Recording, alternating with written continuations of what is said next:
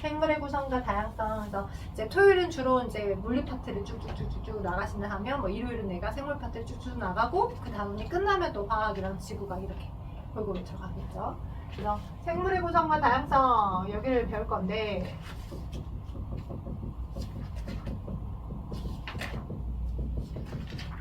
자, 뭐부터 우리가 배울 거냐? 먼저 크게 이제 생명체라고 하는 것들, 그죠? 여기는 이제 무생물체죠.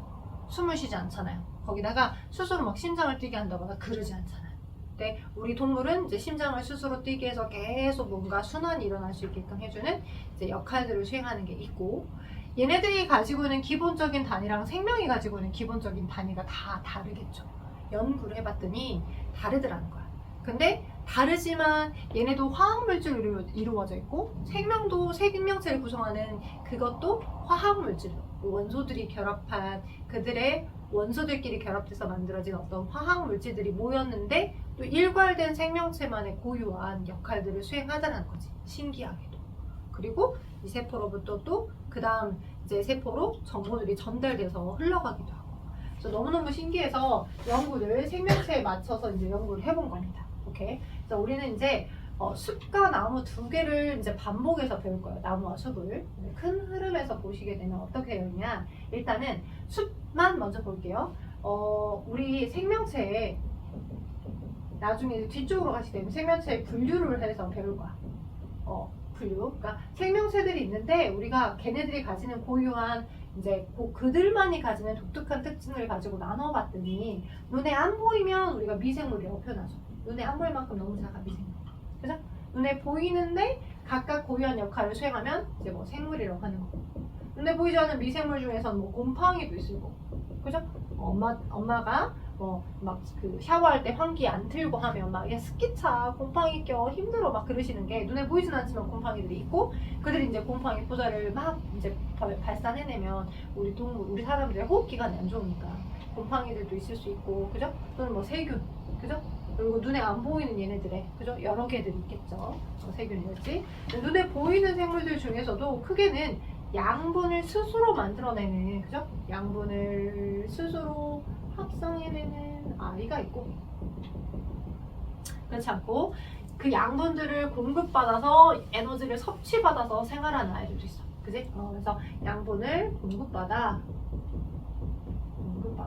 에너지를 섭취하는.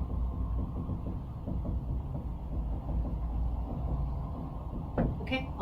양분을 스스로 합성한다라고 하여 우린 이걸 어떻게 조금 유식한 표현으로 나타낼 수 있냐면 스스로 뭔가를 합성해내잖아. 그죠? 스스로 뭔가를 합성해내니까 독립적이다 라고 표현해. 독립영양생물이라고 합니다. 누구 말하는 걸까요? 초등학교 때 배웠던 혹시 그 생산자 들어봤어요? 걔네들 뭐라 그래요? 두 글자로. 동물 있고 동물의 반대. 사람. 동물 그리고 동물의 반대. 식물. 네, 식물은 스스로 양분을 만들어낼 수 있으니까. 그죠? 그래서 생산자라고 하는 표현을 쓰는 걔네들 식물이라고 표현하겠죠. 식물. 오케이? 식물은 그래서 독립적으로 스스로 양분을 만들어낸다. 독립영양생물이다. 그러면 식물이 만들어낸 양분들을 초식동물인 누가 소, 걔네가 막 먹어. 그래서 유기물 막 섭취해. 그리고 우리는 잡식동물이니까 소도 먹고 돼지도 먹고 식물도 먹고 다 먹죠. 네. 먹어야지만 양분 섭취가 되는 거죠. 그래서 스스로 양분을 만들 수 없어. 그지? 양분을 만들 수 없기 때문에 양분을 공급받아서 에너지를 섭취받는 생물들을 독립의 반대. 독립은 스스로 양분을 만들 수 있는 거니까. 독립의 반대. 뭐라고 표현할 수 있냐? 종속되어 있어 거기에. 귀속되어 있어. 종속 영양생물이라고 표현해요. 오케이? 종속영양생물 대표적으로 누가 되는 거다? 동물이 되는 거다. 우리가 초등학교 때 배웠던 건 소비자 이렇게 되겠지. 오케이? 그래서 큰 틀에서 물론 이제 식물과 동물만 있는 건 아니야. 식물과 동물만 있는 건 아니고 눈에 보이지 않는 이제 이건 분류를 눈에 보이냐 보이지 않느냐로 나누는 것 뿐이지만 이제 곰팡이들도 생명체로 이루어져 있기 때문에 여기 중에서도 뭐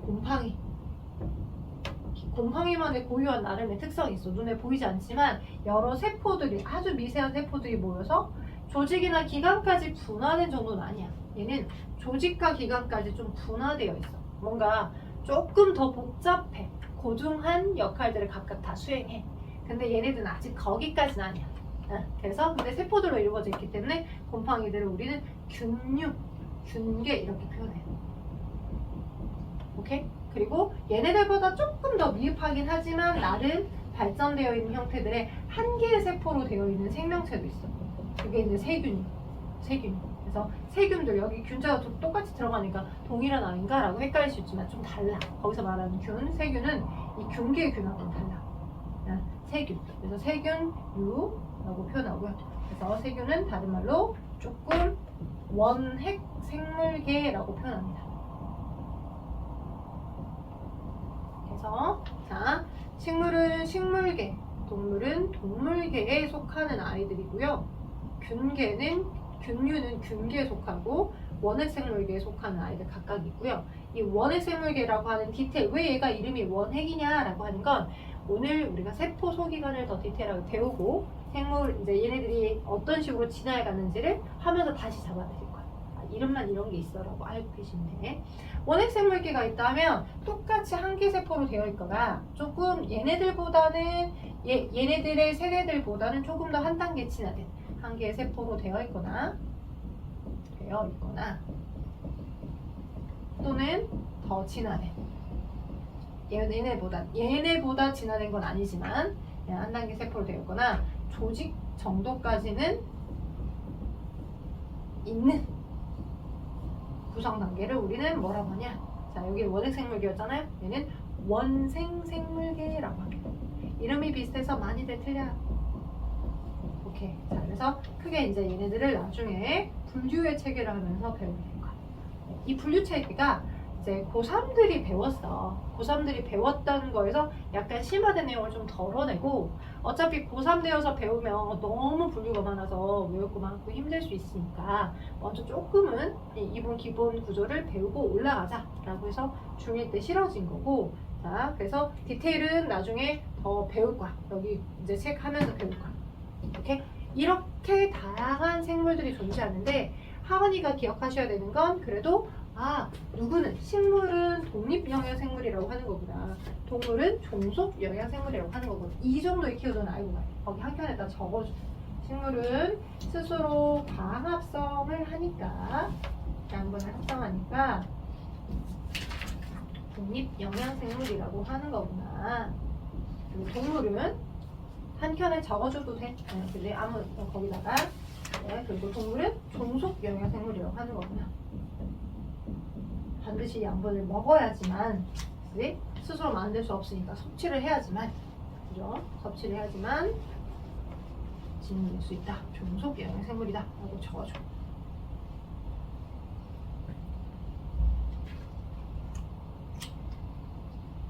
특히 생물은 용어학이야. 그런 용어들을 디테일하게 다룰 수 있는지 용어를 잘 기억해내야 이제 뭔가 더 나아갈 수 있거든.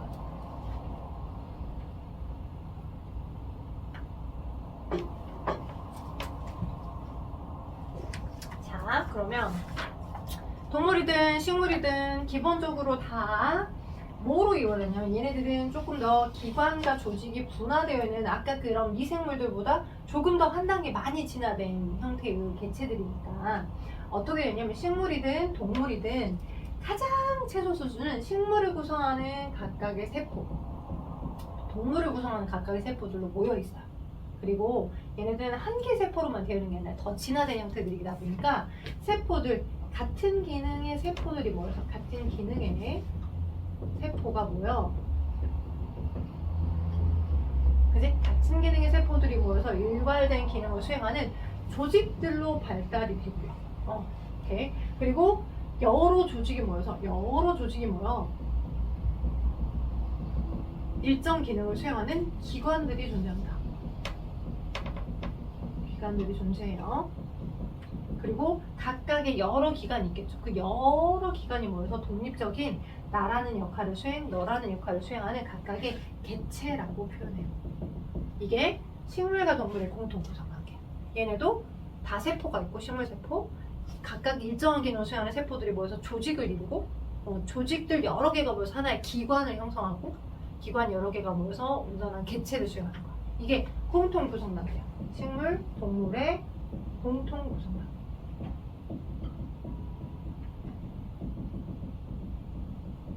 오케이? 근데 또 나름 동물이 조금 더 진화됐지, 그지? 조금 더 우월하지, 뭐 이렇게 생각하는 경우들도 있잖아요. 그래서 약간 그 차이가 뭐가 있냐면 동물과 식물에서의 차이가, 자, 동물은 기관이 되게 많이 발달되어 있어서 이 기관들의 묶음, 자, 비유를 하자면 분식집 가봤어요?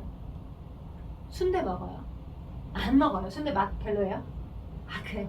선생님도 그랬어요. 선생님도 초등학교 4학년 때 친구가 이렇게 꼬셔서, 야, 내가 새로운 걸 먹었는데 겁나 맛있어. 먹어봐. 먹었는데 그 물컹하고 약간 딱딱한 이상한 식감이 별로였어.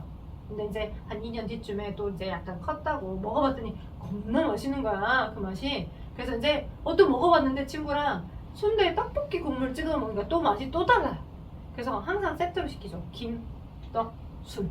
이렇게 세트로, 그지? 한 번에 먹을 때 같이 먹으면 좋겠을 만한 걸 세트 구성으로 만들어 놓잖아요. 그런 것처럼 기관도 같은 기능을, 유사한 기능을 수행하는데 각각의 필요한 역할들을 수행한 얘네들 묶어서 우리는 그걸 기관계라고 합니다.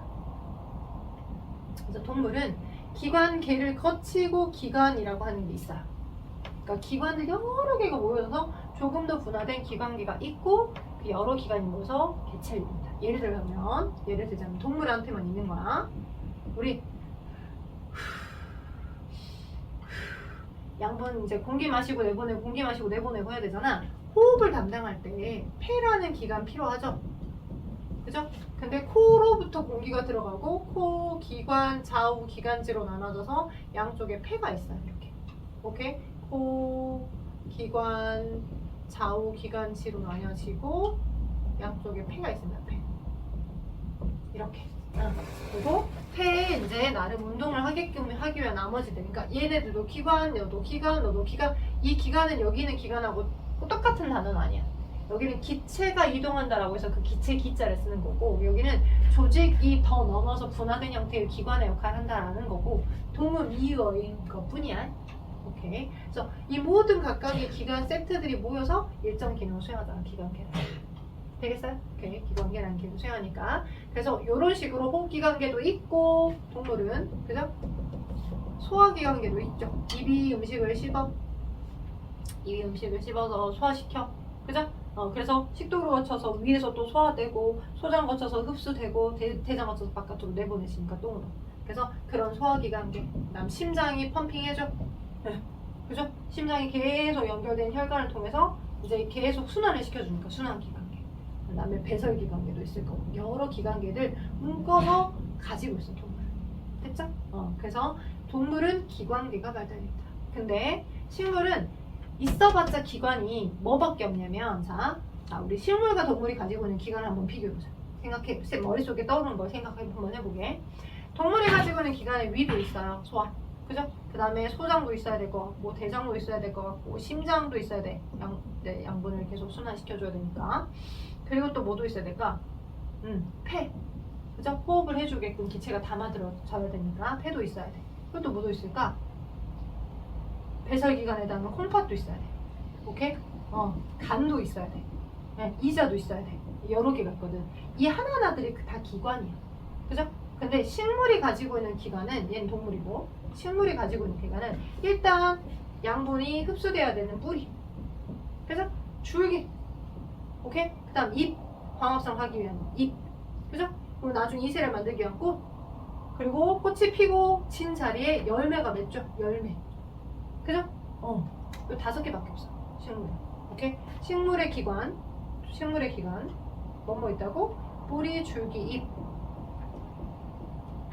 꽃과 열매. 5개밖에 없어요. 그리고 이 뿌리랑 줄기랑 잎에는 무슨 기관이라고 표현하냐면, 본인의 개체를 형성하기 위해서, 유지하기 위해서 본인이 먹고 사는데 꼭 필요하죠. 왜요? 뿌리로부터 물을 흡수받아야지만, 그죠? 뿌리로부터 물을 흡수받아야지만 이렇게 해가지고 쭉 이동해 갈 수 있어. 그죠? 오케이. 그 다음 줄기가 있어야 이 뿌리로부터 흡수된 물을 잎까지도 계속 운반해 줄 수 있어. 그죠? 그리고 잎이 있어야지만, 잎이 녹색이잖아. 이 녹색이기 때문에 잎이 녹색이라는 건 광합성을 할 수 있는 엽록체를 많이 갖고 있거든. 그래서 여기서 이 입 자체에서만 거의 공정의 역할처럼 양분을 합성할 수 있어. 입 자체에서만 여기가 광합성을 할 수 있는 양분을 갖고 있으니까 광합성을 할 수 있는 엽록체를 갖고 있어서 얘가 주로 메인의 공정 역할을 수행해줘. 야, 양분 많이 만들어라 이렇게 공정 역할을 막 수행해주니까. 그래서 뿌리랑 줄기랑 잎은 어떤 역할을 수행한다? 공정의 역할을 수행해줘. 그래서 얘네들 우린 식물의 영양기관이라. 오케이? 그리고 꽃과 열매는 이세를 만들기 위해 필요해. 이세를 만드는 걸 뭐라고 표현할까? 우리 이세를 만들 때 뭐 남자는 정소가 있고 여자는 난소가 있어서 난자가 만들어지고 정소에서 정자가 만들어져서 그들의 수정으로 자손이 태어나는 거잖아. 그걸 우리는 생식이라고 표현해. 생으로 뭔가를 먹는다 그 생이 아니라 이세를 만든다 라고 표현할 때 생식이라고 표현해서 얘네들은 생식기관이야. 딱 5개밖에 없어 이렇게. 영양기관하고 생식기관밖에. 동물은 엄청 많죠. 그래서 동물은 각각의 세트 구성으로 기능을 해줘야 할 기관계가 있는 거고 식물은 그래봤자 기관이 5개밖에 없고. 오케이? 근데 차이가 뭐가 있냐면 이 기관들은 많이 없고 조직에서 기관으로 넘어갈 때 뿌리, 줄기, 꽃열매로 넘어갈 때 조직이 조금 더 발달한 조직계를 가지고 있으며 기관계로 가. 식물은 그래서 조직이 조금 더 여러 개가 있어서 그 조직 여러 개를 묶어서 기능을 수행해줄 조직계를 갖고 있어.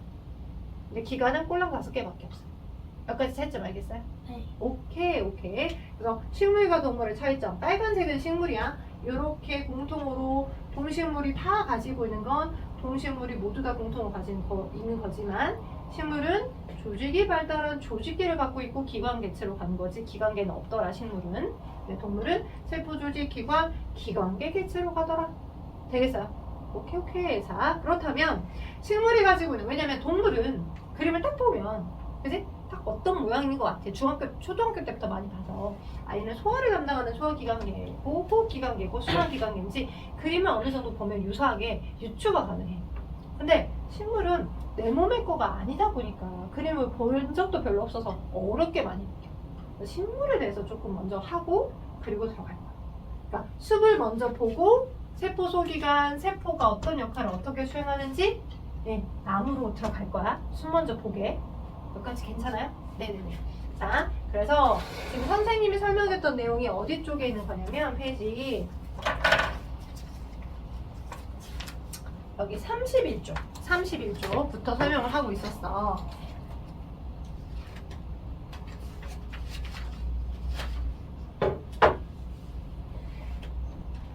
그래서 생물의 31쪽 보니까 생물 몸의 구성 단계에서 세포 맨 위에 세포가 있고 조직이 있고 그죠? 기관이 있고 개체가 공통 구성 단계예요 라고 나와 있죠.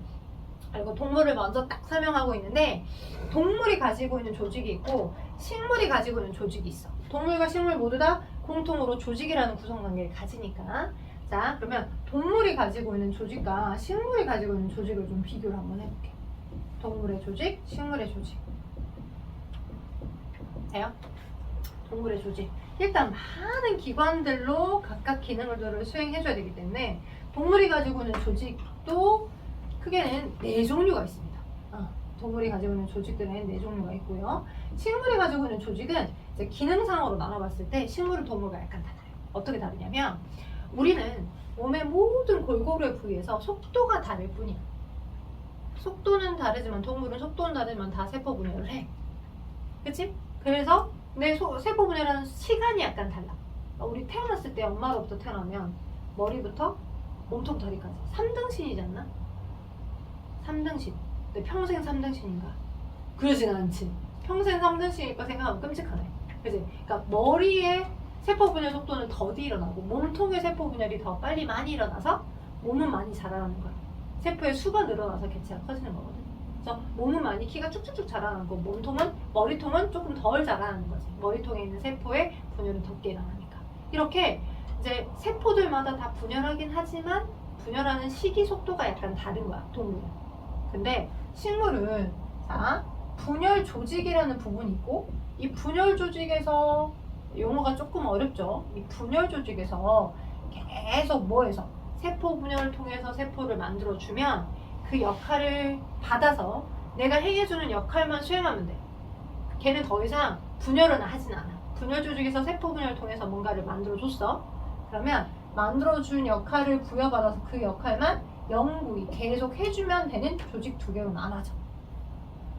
분열 조직은 세포 분열이 왕성한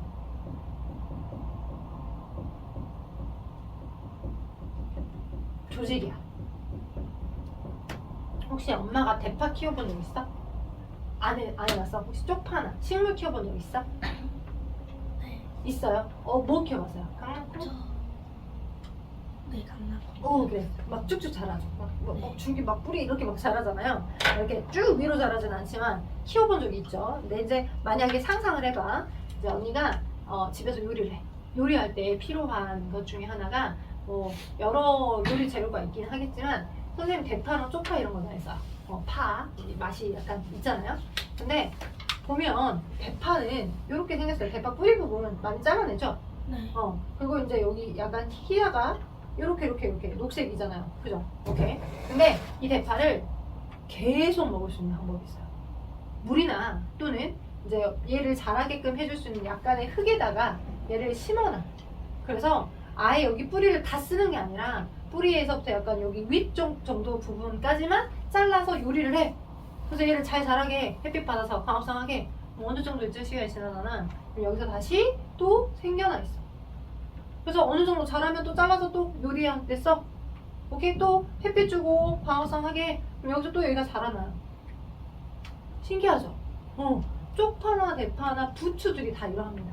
그러니까 내가 계속 세포 분열이 왕성하게 한 이 생장점이라고 하는 이 분열 조직이라고 하는 부분만 손상되지 않으면, 그지? 여기서 계속 세포 분열을 통해서 세포를 막 만들어 주거든. 오케이? 일정 시간은 좀 걸리긴 하겠지. 근데 여기만 손상이 안 되면 여기를 잘라서 먹었을 때 여기서 계속 또 세포 분열을 해가지고 계속 얘를 만들어 줄 수 있는 거야. 영구히 계속 쓸 수 있어. 오케이? 약간 그래도 태어난 지 얼마 안 됐기 때문에 완전 탄탄하지 않아서 약간 비리비리하긴 하겠지만 그 대파 향이랑 이제 뭐 부추의 느낌은 만들어줄 수 있거든. 이 내용은 말이지. 그래서 자, 정해져 있는 분열 조직에서만 계속 세포 분열을 합니다. 그런 곳이 여기를 우린 뭐라고 해요? 생장점이라고 해요. 예전엔 생장점이라고 표현을 했고요. 지금은 성장점이라고 표현하기도 합니다.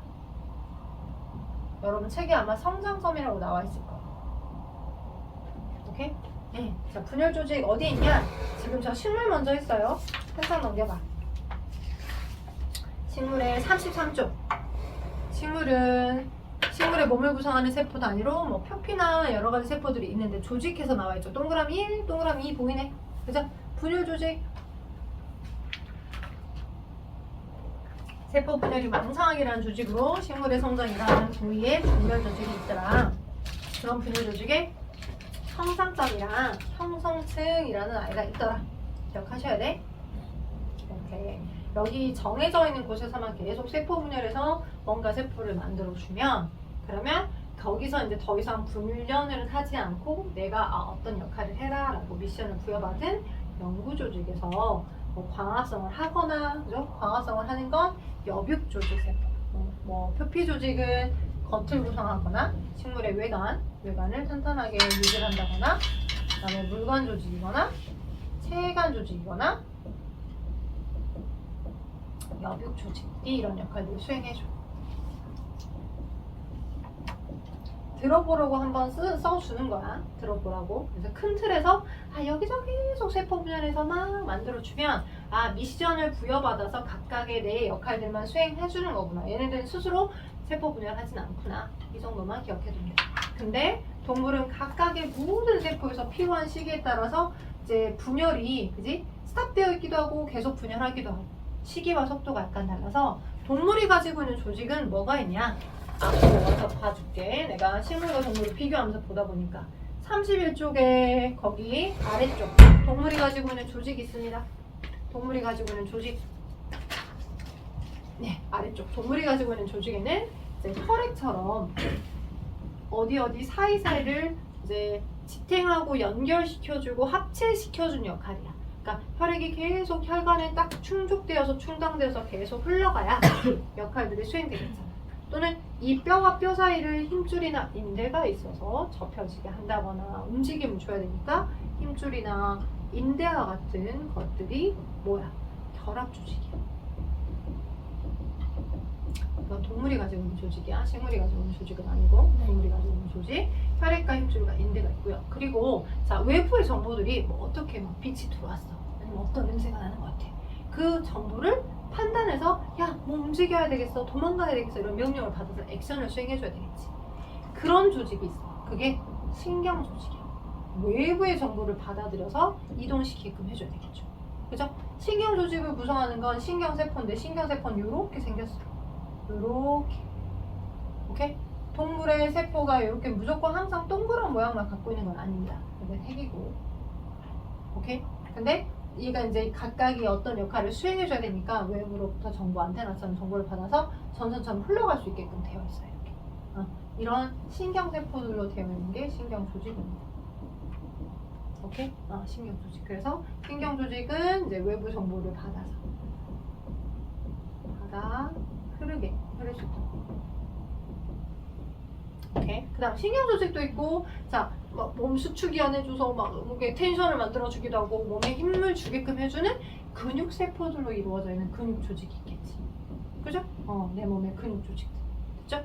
그럼 자, 이런 조직들이 다 세포들이 외부로 노출이 된 상태로 그대로 있어버리면 안 되죠.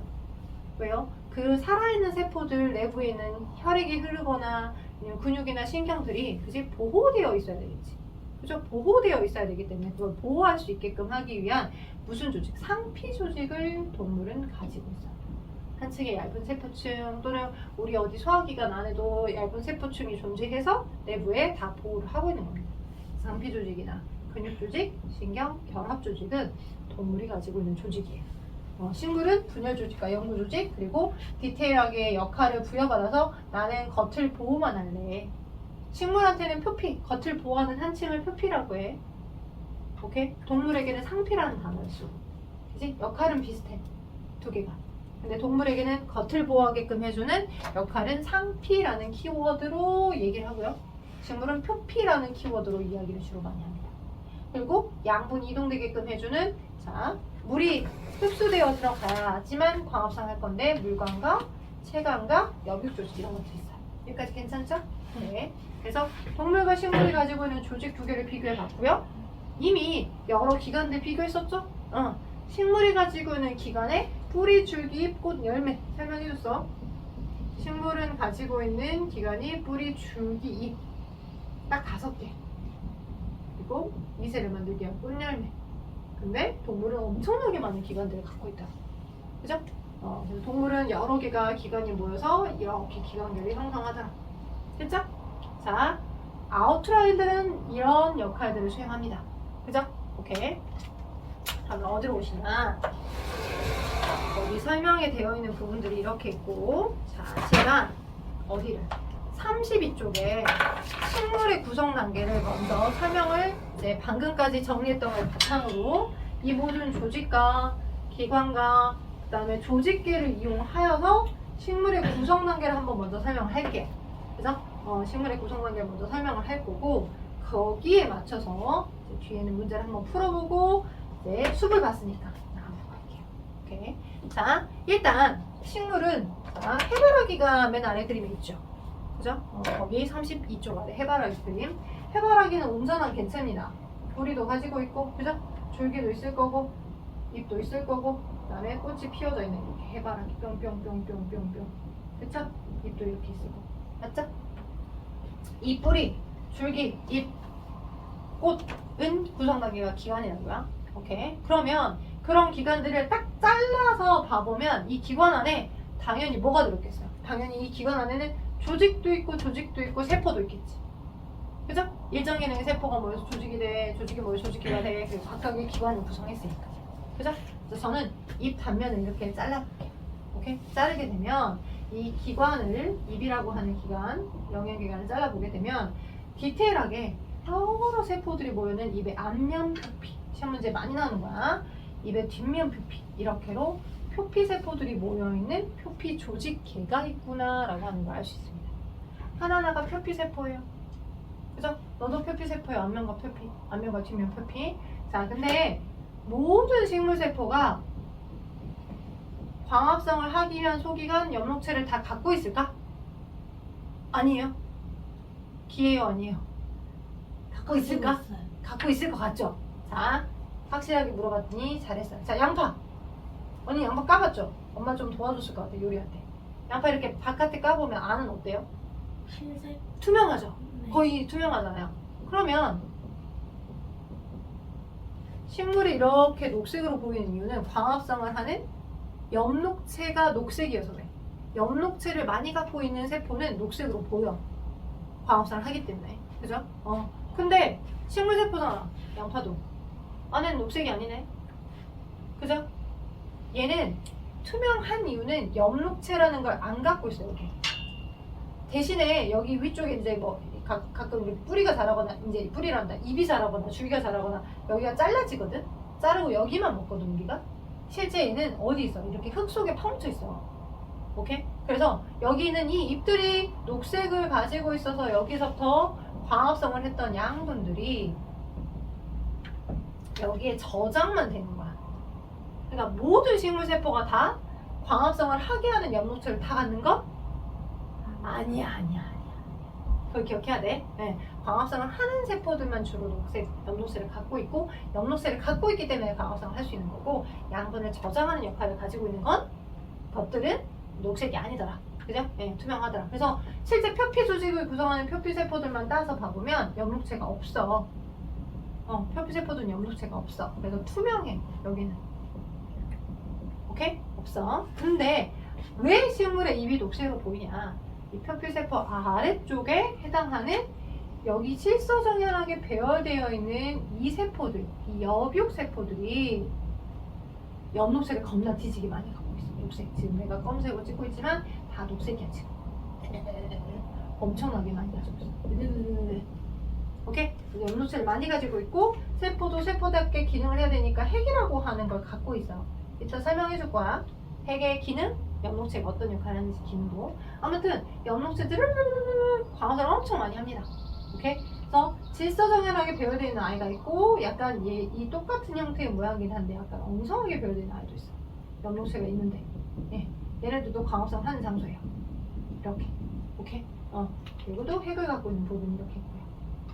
그럼 봐봐. 얘도 나름의 세포들이 모여있고 얘도 똑같은 기능의 세포들이 모여있으니까 각각이 세포들의 모임 조직, 각각이 세포들의 모임 조직이겠지. 그치?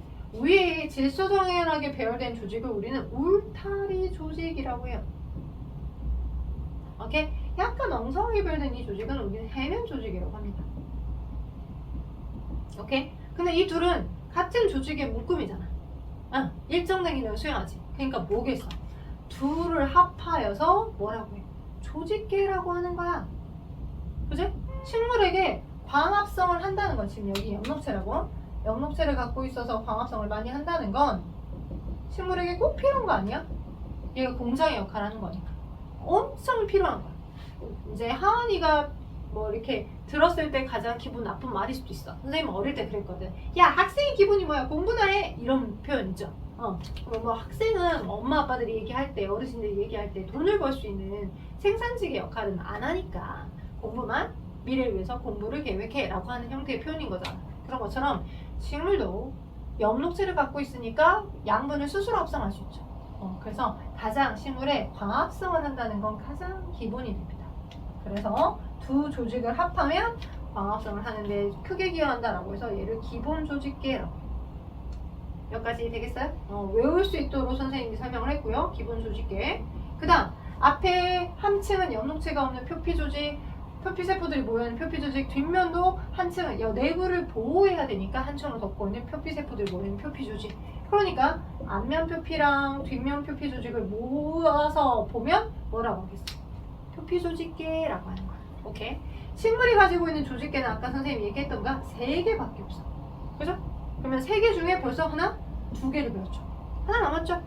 아까 종 쳤으니까 잠깐 쉬었다가 나머지 1개의 조직계를 마저 설명을 해줄게요. 이걸 보면서. 오케이? 여기까지 질문 있어요? 저 궁금한 네. 물어봐요. 궁금한 거 있는데 아까 선생님이 영록체에서 초록색이면은 초록색이어야 한다 했잖아요. 그럼 그 파도 초록색인데 그럼 영록체가 있는 거. 맞아요. 대파의 여기 윗부분 있죠.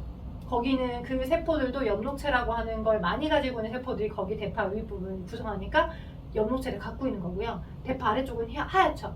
그죠? 그 부분은 엽록체를 안 갖고 있는 세포들이 모여 있는 거야. 그래서 거기 위에서 막 열심히 광합성했던 양분들이 이제 아래 있는 그 흰색 세포들 먹여 살리는 거라고 생각하면 돼. 신기하지? 네. 그런 거야. 그래서 이런 식으로 궁금한 거 있으면 또 물어보면서 잠깐 쉬었다가 할게. 오케이. 자, 그래서 이따가 쉬었다가 또 이어서 합시다. 오케이? 야. 자, 그러면 우리가 조직계 중에 두 가지 조직계를 끝냈어. 기본 조직계. 식물의 기본 뭐야? 광합성 해야지. 그치? 기본 조직계. 겉을 감싸고 있는 앞면과 뒷면의 표피 조직계. 자, 그러면 또 식물에게 또 중요한 조직계가 뭐가 있냐? 일단 광합성 식을 한번 적어줘 볼게. 식물의 엽록체라는 세포 소기관에서 광합성을 하잖아. 그지? 근데 그 광합성이라는 걸 하긴 하는데 식물의 광합성이라는 거 하는 건 뭐를? 빛에너지가 있을 때. 그지? 공기 중에서 받아들이거나 본인이 스스로 만들어낸 이산화탄소라고 하는 걸 재료로 반드시 뭐도 있어야 돼. 물도 있어야 돼. 물과 이산화탄소가 재료가 있고 빛에너지가 있어야지만 포도당이라는 유기양분을 스스로 만들 수 있어. 오케이? 그래서 스스로 유기양분을 만들어서 그 식물세포에서도 스스로 그 양분을 경제적인 활동을 스스로 해내니까 그걸 돈을 지불하면서 일을 하게 하는 거고, 근데 그걸 이제 초식동물이 먹으면 그 유기양분들이 초식동물에게 또 섭취되어서 들어오는 거. 그치? 자, 근데 그럴 때 뭐가 필요해 지금? 반드시 물이 필요해. 그치? 물이 필요해. 그래서 그 물은 어디에게로만 줘? 식물에게 물 줄 때 어디다 줘? 야, 여기다 빨대 꽂아놓고 입한테 야, 너 물 마셔라 하고 주나? 그러진 않지. 식물 물 어디다 줘? 뿌리에다가. 그치? 뿌리에다가 이렇게 주면 알아서 지가 여기 입에까지도 운반이 되는 거야. 운반 시스템이 있는 거야. 오케이? 그 운반 시스템이 뿌리에서부터 줄기까지 쭉 잎까지도 하나의 한 통속 하나의 파이프라인처럼 쭉 연결되어 있는 거야. 그래서 뿌리에다가 뭘 주게 돼? 물을 주잖아? 그러면 우리처럼 뭐 비가 오거나 눈이 오거나 해가지고 물이 이렇게 촉촉히 젖어들면 이 뿌리 안에도 물관이라고 하는 조직이 있어. 그래서 이 물관이라는 긴 파이프라인, 조금 저 중심부에 있거든요. 긴 파이프라인을 타고서 이 긴 파이프라인을 통해 물이 아래서부터 위로 계속 흡수되어서 들어오는 거야. 축축축축축축축축축 이렇게 돼요. 흡수되어 들어와서 이 긴 파이프라인이 어디까지도 연결되어 있다. 여기 입이라고 하는 곳까지도 연결되어 있어. 오케이? 그래서 입에도 연결이 되어 있는 거고, 그 다음 또 뭐가 있냐면 아까 친구가 하은이가 물어본 것처럼 뭐는 이 식물의 녹색으로 보이는 이 부분에서 열심히 양분을 합성하지. 녹색으로 보이는 부분, 여기만 엽록체를 갖고 있어서. 그죠? 그러면 여기는 공장의 역할에 충실했어. 그지? 근데 여기서 만들어진 포도당이라는 양분을 여기는 이제 스스로 광합성 할 수 없잖아. 그러면 여기도 먹고 살아야 될 거 아니야. 그지? 그러면 여기서 만들어졌던 이런 포도당과 같은 유기양분을 이동해서 공급해 줘야 되겠지. 이동해가지고 여기 있는 세포들한테 공급해서 나눠줘야 될 거잖아. 그래서 그걸 이동시켜 주게끔 하기 위한 길도 있어. 그러니까 똑같이 물이 이동하는 그 길을 동일하게 쓰는 건 아니고 또 다른 길이 있는 거야. 오케이? 물만 이동하는 긴 파이프라인 길이 있는 거에 비하면 방향이 반대잖아. 아래로 내려가는 거잖아. 입에서부터. 그래서 아래쪽에 존재하는 체관이라고 하는 이 부위는 아래쪽에서부터 이렇게 바깥쪽에 체관 세포들이 이렇게 있어. 물관보다 좀 더 주변 부위. 살아있는 세포로 되어 있는 이 긴 대롱을 통해 이제 줄기 단면이 이렇게 되어 있다라고 한다면, 그죠? 물관은 좀 더 깊숙이 있어서 안에서부터 위로 물이 이동하는 통로. 그러면 물관 주변 바깥쪽에 존재하는 체관 세포는 위에서 만들어졌던 유기양분들을 위쪽에서부터 필요한 곳 아래쪽으로 이동하게끔 해주는 게이트라고. 오케이? 그래서 그런 걸 체관 조직이라고 하는 거고, 체관 조직. 이 체관 조직은 유기양분의 이동 통로.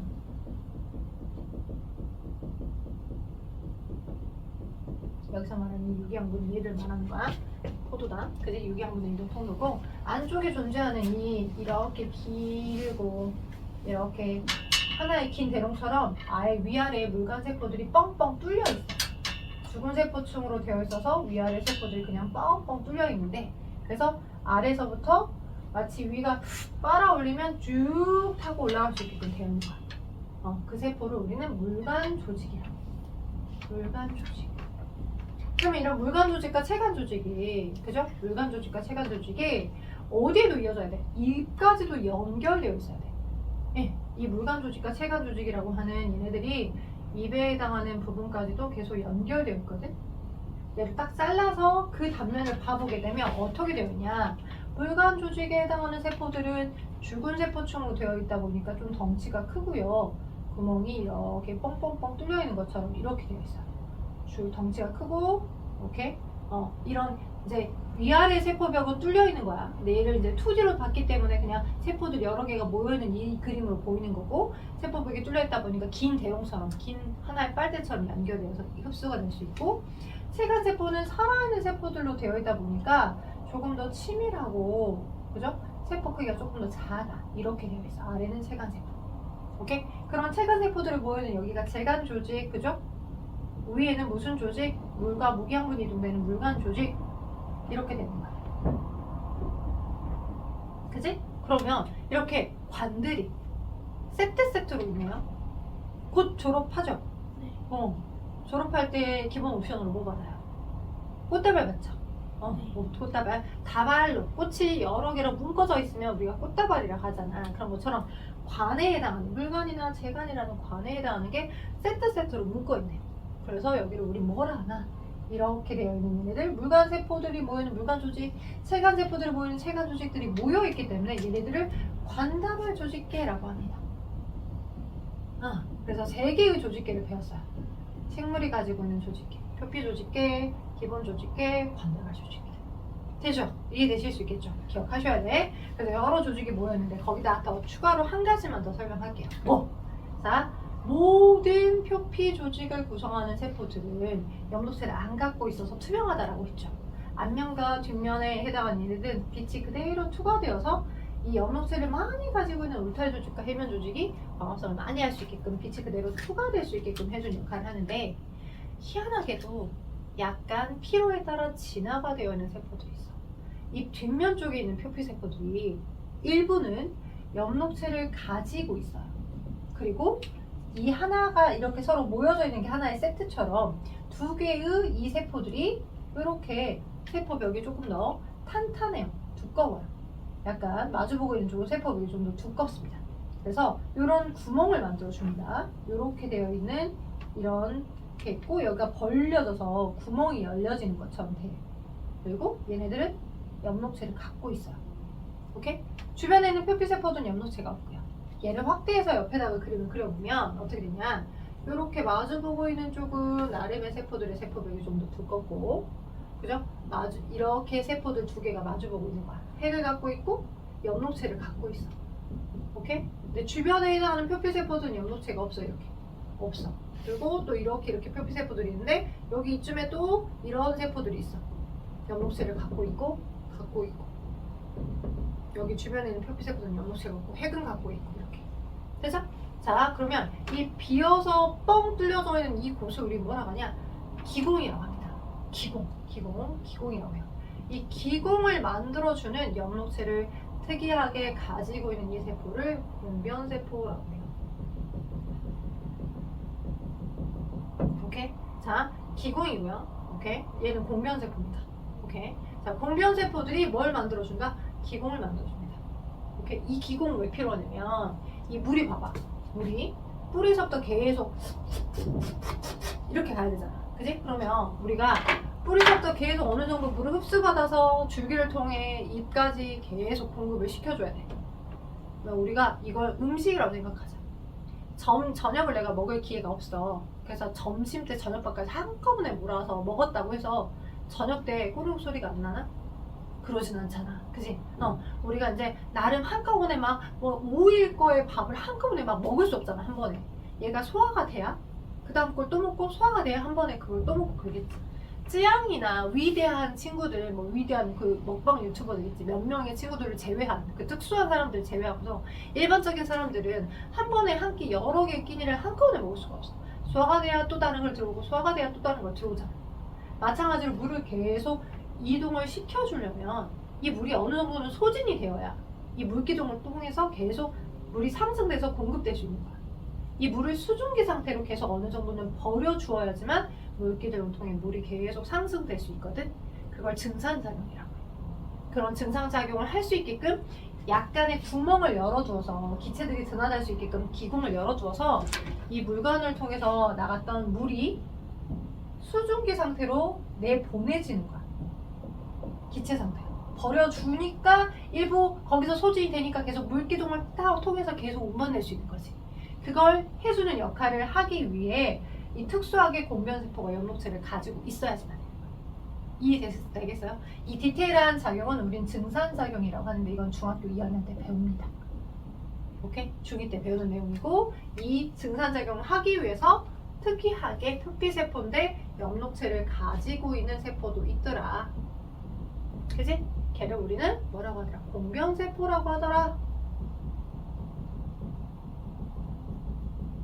기억할 수 있겠어요? 네, 오케이. 그래서 여러분 책 어디에 있는 설명을 했냐면 32쪽에 아래 보시니까 세포 있죠? 그죠? 30쪽 아래 봐봐. 32쪽. 그 세포 하나가 무슨 세포야? 지금 엽록체를 되게 많이 가지고 있어서 녹색으로 보이는 광합성을 하게 하는 이 세포야. 이 세포를 우리는 입살세포라고 한대. 예전에 얘를 한자 의미로 여륙세포라고 표현했거든? 근데 여륙세포라고 하면 너무 한자식이니까 안 나와서 입살세포라고 표현하는 거야. 그런 입살세포들이 일정하게 모여서 뭘 만들고 해면 조직과 같은 광합성을 하게 하는 조직을 만들고 그게 포함되어 있는 거죠. 어디? 해면 조직은 여기에, 그죠? 울타리 조직도 여기에, 그죠? 그 다음에 표피세포들이 모이는 표피 조직, 물관과 체관 조직인 관다발 조직계, 그죠? 여러 조직계가 모여서 입이라고 하는 하나 전체를 구성하는 거고 그런 조직계가 여러 개가 줄기나 뿌리에도 있겠죠. 그래서 각각의 개체를 형성하게 하더라 라고 보시면 되겠어요. 식물은 만날 기회가 별로 없다 보니까 어렵게 느껴서 선생님이 여기 설명을 해드린 거고요. 그래서 여러분이 여기 33쪽 저기 조직 있고 조직계 있고 기관 있죠? 기관 봐봐. 33쪽 봐봐. 33쪽 봐봐. 자, 조직은 진지 설명했고요. 동물하고 비교하면서 분열 조직과 연구 조직. 조직계 설명이 됐죠? 기본 조직계, 관다발 조직계, 그 다음 표피 조직계 설명했어요.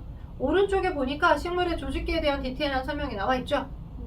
하은이 거기다가 뭐 빨간색 테두리든 파란색 테두리든 테두리 쳐봐. 식물의 조직계. 형광펜이든 한번 이제 하은이가 복습할 때 다시 한번 꼭 읽어보셔야 돼. 하은이가 내용 정리를 하셔야 돼. 그래서 식물의 조직계 부분 거기 3개를 스스로 읽어서 한번 검토를 하시고요. 다시. 그리고 식물이 가지고 있는 기관에서 아래 영양기관, 생식기관 설명 나와있죠.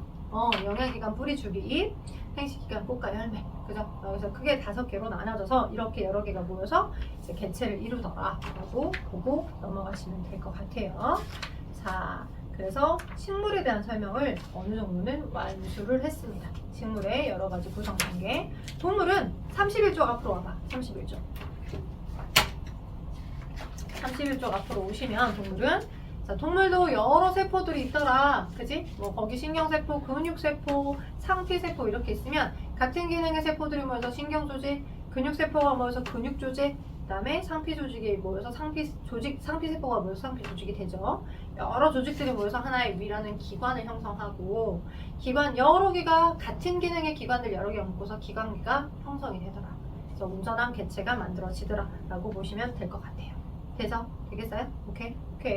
그래서 신경과 근육과 상피와 결합 조직에 대한 설명을 말씀을 드렸고 기관과 기관계까지 뒤쪽의 내용을 보시면 충분히 이해하실 수 있는 내용입니다. 동물은. 오케이. 자, 그러면 숙제를 먼저 좀 체크를 해줄게요. 숙제. 그리고 이제 세포 부분 조금 더 설명을 할 거라 숙제를 40쪽. 자, 체크해봐. 40쪽에 14번에서부터 18번까지. 일단 체크해줘봐. 14번에서부터 18번까지 체크를 해줘 보시고 그 다음에 41쪽에 1번에서부터 5번까지 일단 체크해줘봐. 41쪽이요. 네, 41쪽 1번부터 5번까지. 체크했어요? 네. 자, 일단 체크를 했고요. 방금까지 수업을 봤어요. 세포 조직, 조직계, 그 다음에 기관이 분화된 기관계가 동물만 갖고 있고 개체로 가더라. 이거는 숲들을 먼저 봤으니까 이제는 나무로 갈게요. 나무, 숲을 구성한 나무 하나하나 디테일. 자, 이제 나무에서 자, 동물세포와 식물세포 두 개의 차이점을 한번 잡고 갈게요. 동물과 식물. 그게 어디 있냐? 28쪽, 29쪽을 펼쳐보시고 따라오시면 될 것 같아요. 숲을 먼저 봤으니까 나무로 갑니다. 자, 식물과 동물세포의 가장 구성 단위의 가장 기초는 생명 시스템을 구성하는 생명체답게 해줄 수 있는 가장 기본 단위는 뭐더라? 세포더라. 그죠? 세포들도 각각의 원소들이 결합된 여러 물질로 이루어져 있긴 한데 그 물질이 모여서 나름 생명체의 고유한 역할을 수행하는 세포 소기관들도 갖고 있어요. 오케이? 세포가 하나의 월드야. 하나의 독립적인 뭐 국가기관처럼 한 개의 작은 세포도 독립적인 역할을 수행하는 거고 그런 여러 세포가 모여서 유기적인 역할들을 각각 조직이나 그죠? 기관이나 개체로 이뤄내는 거지. 여기까지 되겠어요? 오케이? 그러면 크게 여러 생물들이 있겠지만 동물과 식물 두 개의 세포를 차이점과 공통적으로 나눠서 설명 한번 해볼게요. 식물세포와 동물세포의 차이점을 나눠서 일단은 자, 동물세포는 좀 동글동글한 모양을 갖고 있고 모양이 불규칙하면서 좀 떨어져 있어. 식물은 자, 네모난 큰 형태를 가지고 있으면서 서로 모여있는 형태의 그림이야. 그리고 세포와 세포답게 기능을 하려면 엄마 아빠로부터 물려받은 그 유전 정보를 어디가 가지고 있냐면 핵이 가지고 있어. 핵. 이 동그라미 얘네들 다 핵이라고 할 거야. 그러니까 이 핵들이 뭘 하는 거야? 명령어를 주는 거야. 야, 이러든 이렇게, 저러든 저렇게. 그죠? 혹시 서울의 봄이라는 영화를 보셨나요? 그럼 거기 이제 뭐 가장 조직 구성으로 따지면 대통령이 가장 통수 권한자잖아. 그들의 명령에 의해서 각각이 분리된 분업화된 역할을 수행하잖아. 그럼 메인의 역할을 해주는 역할이 핵이야, 핵. 네, 생명활동을 조절하는 명령어를 갖고 있어요. 생명활동의 모든 명령 체계를 갖고 있는 부분이 핵입니다. 거기에 뭐가 들어있냐? 혹시 DNA라고 들어봤어요? 이렇게 이중 나선 구조를 가지고 있는 명령어들이 막 모스보처럼 띠디띠디띠디띠디 이런 모든 명령어를 담은 물질이 들어있는 거야. 그런 물질을 우리는 DNA, 유전물질이라고 해요. 유전물질 DNA. 핵에 들어있어요. 오케이? 그러니까 핵이 쉽게 말하면 중앙 통제소야. 중앙 처리장치. 오케이? 그리고 그 핵을 제외한 나머지의 공간을 다 뭐라고 하냐? 세포질이라고 합니다. 세포질.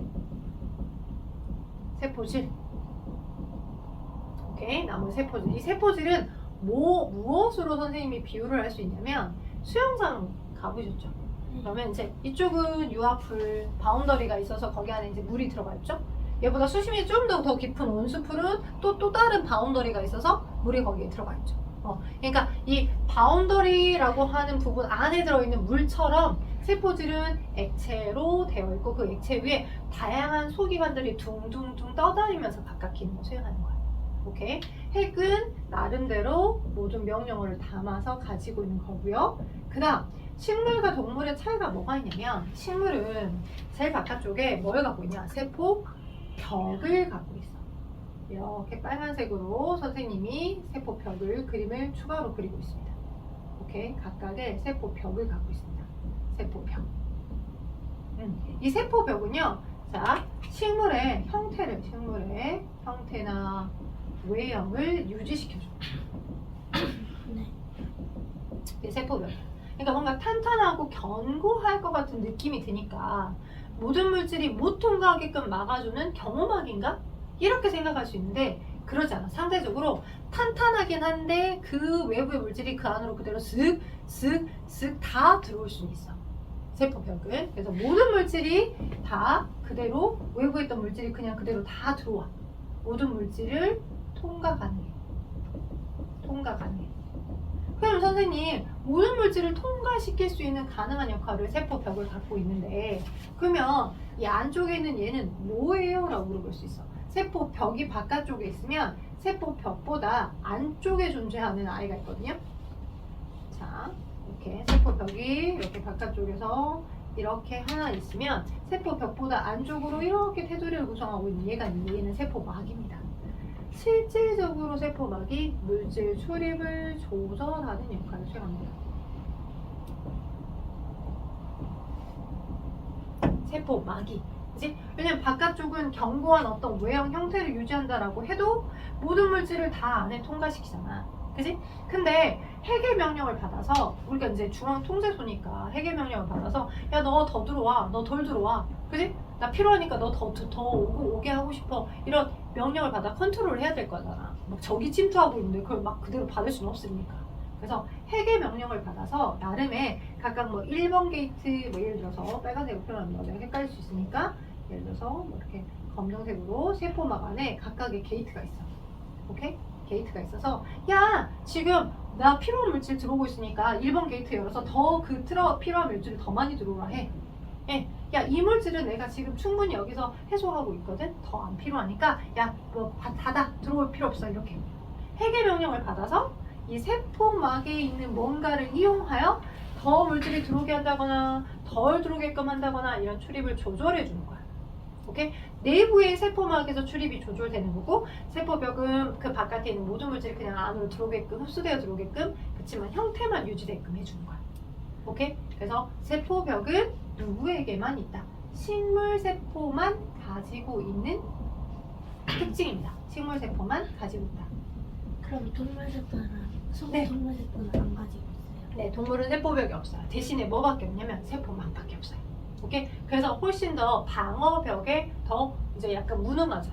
그래서 어떠한 세포도 갖고 있냐면 나중에 배울 건데 백혈구라는 세포를 갖고 있어서 균 같은 것들이 있으면 이 균을 이렇게 세포막이 이렇게 마치 가짜파리 얘를 이렇게 잡아들인 것처럼 병원균이나 내 몸에 없는 뭔가의 물질이 들어오면 얘를 이렇게 위소운동으로 잡아서 안으로 잡아들여서 소화시키는 역할을 갖고 있어. 식균작용을 해주는 세포들도 일부 가지고 있어.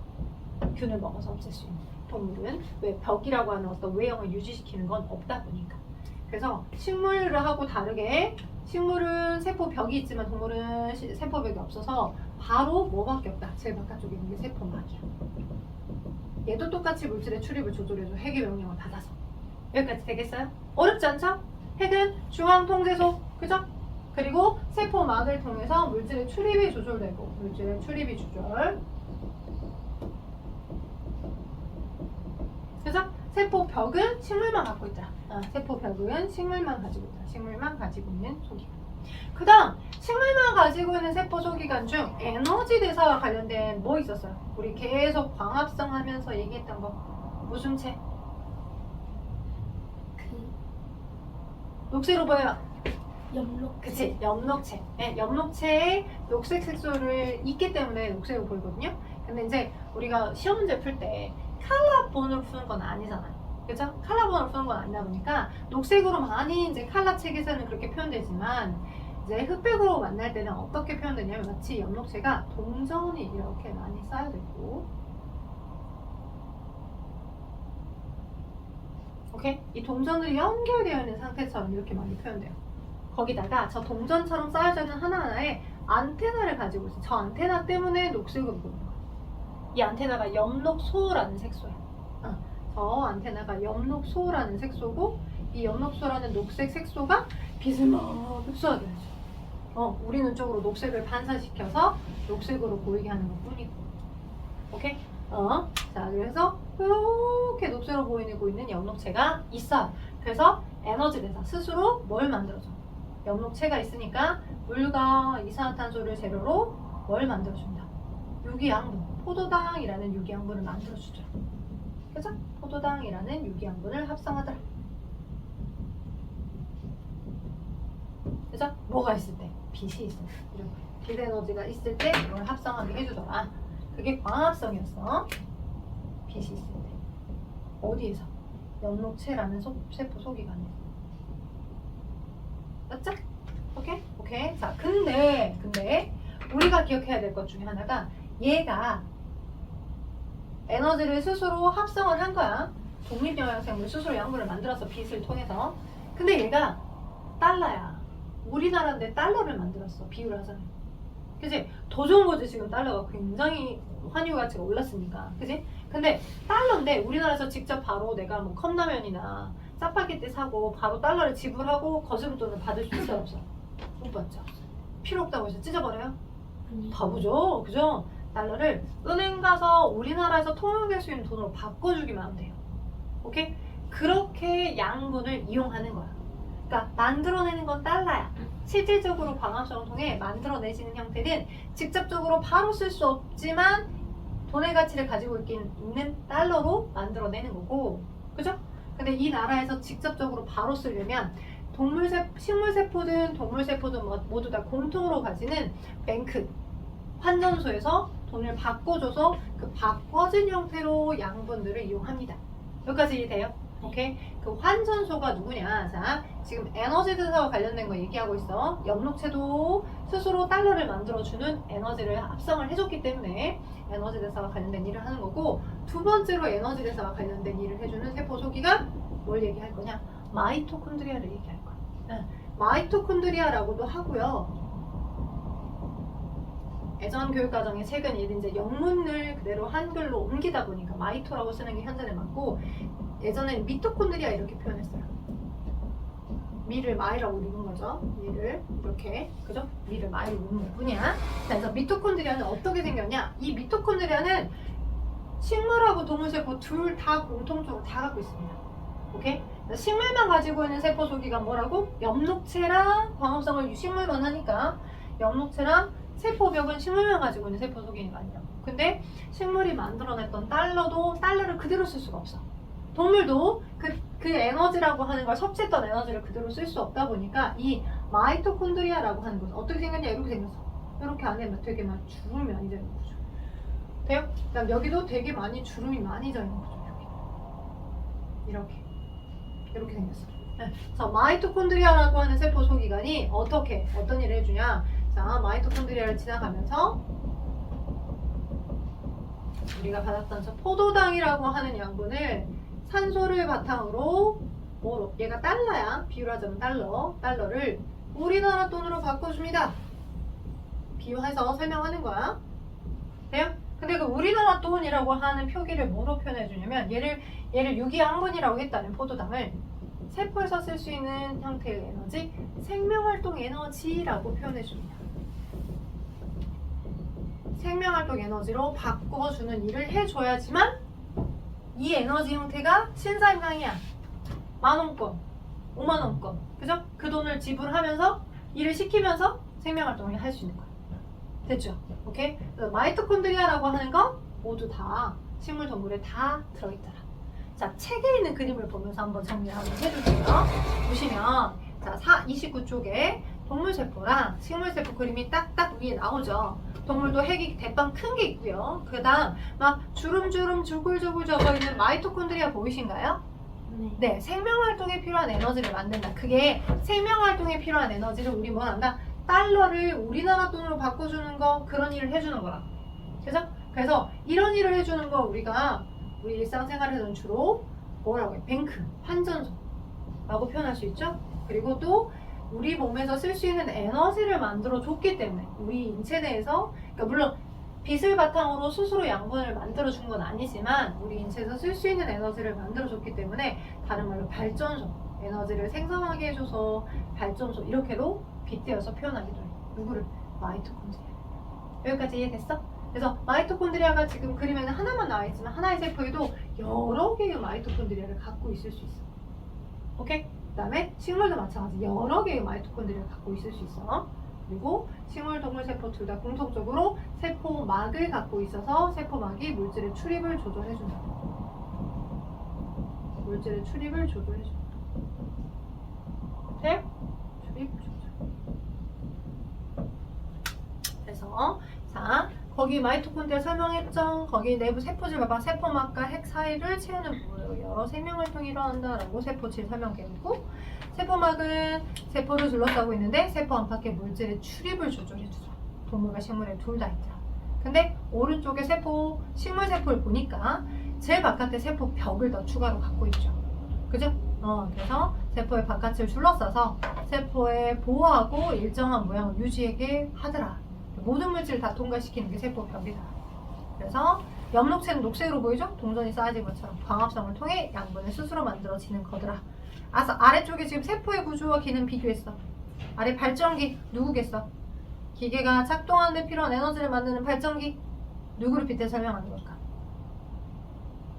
핵일까? 기계가 실질적으로 쓸 수 있는 에너지 핵일까? 기계가 쓸 수 있는 에너지를 만들어서 전환해 주는 거야.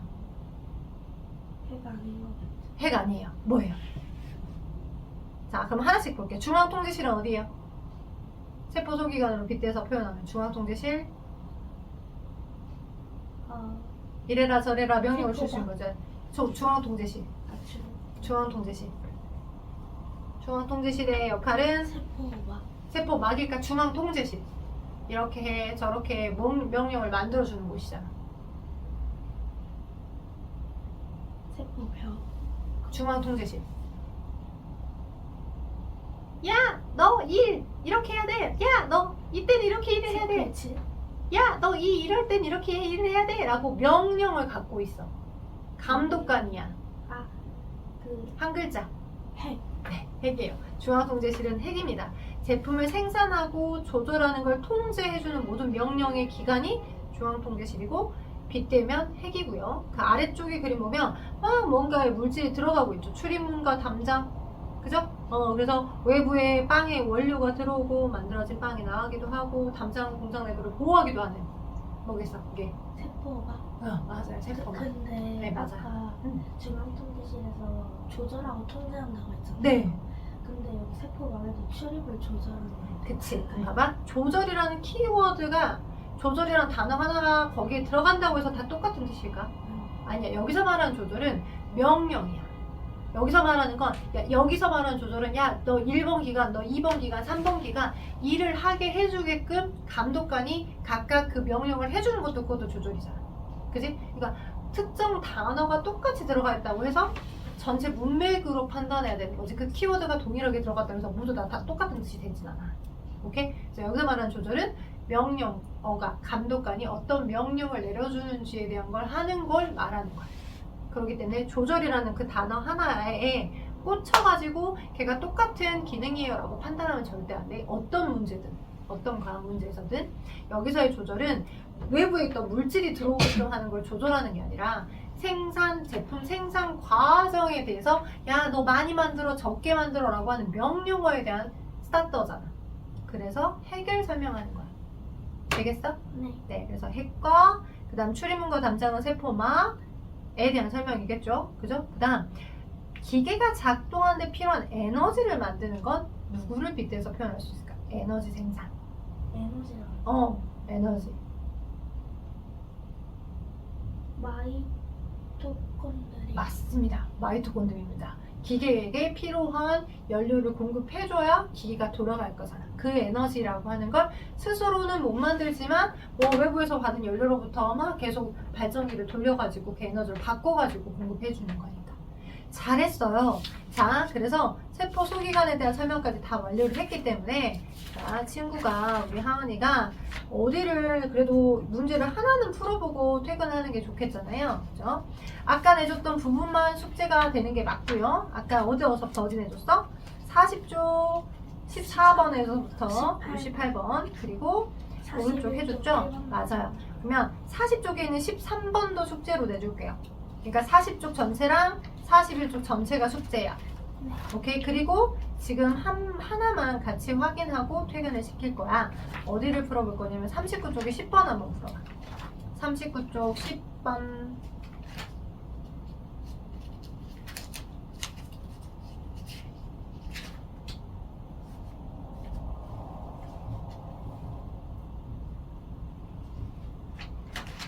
응, 10번 한번 풀어봐. 39쪽에 10번. 이거요? 네, 10번 그거. 아까 했던 거 아니에요? 응, 방금 했던 거 한번 납 한번 날아봐.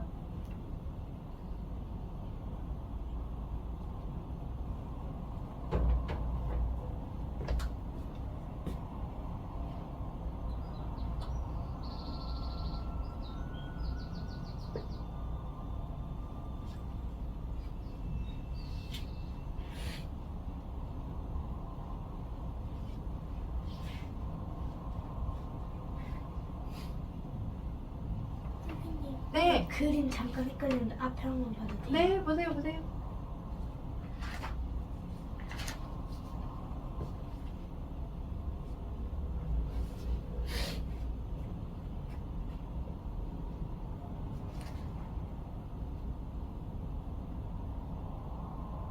정답은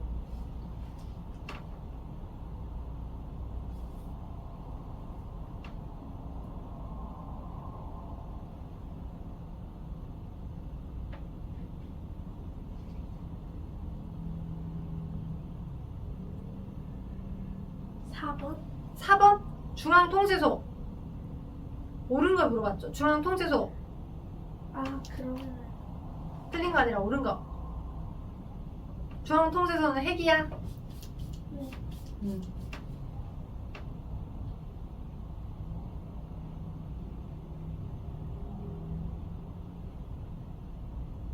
발전기가 아까 뭐였어?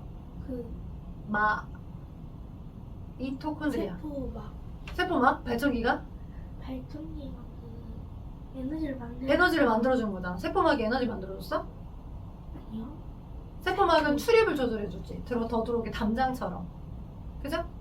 출입문과 담장처럼 외부의 물질이 더 들어오게끔 덜 들어오게끔 하는 거니까 2번과 5번이 바뀌었죠? 네. 그죠? 그러니까 2번과 5번은 틀린 답이니까 아웃. 그죠? 그 다음 4번도 아웃. 네, 3번이요. 3번. 빵을 스스로 생산할 수 있게끔 해줘요. 엽록체가 광합성을 네. 통해서 스스로 약물을 만들어내니까 3번이 답입니다. 잘했어요, 언니. 잘했어요. 잘했고. 그래서 숙제는 아까 뒤에 문제가 조금 더 어려울 거라 한번 고민을 좀 딥하게 해보시라고. 자, 40쪽과 41쪽을 했어. 되게 어려운 용어들이 엄청 많았지. 생물은 특히나 용어학이다 보니까 어쩔 수가 없어. 이걸 하긴 해야 돼. 자꾸 들어서 익혀내야 하는 수밖에 없거든. 근데 아까 빗대어서 설명했던 그거 꼭 기억하면 좋을 것 같아.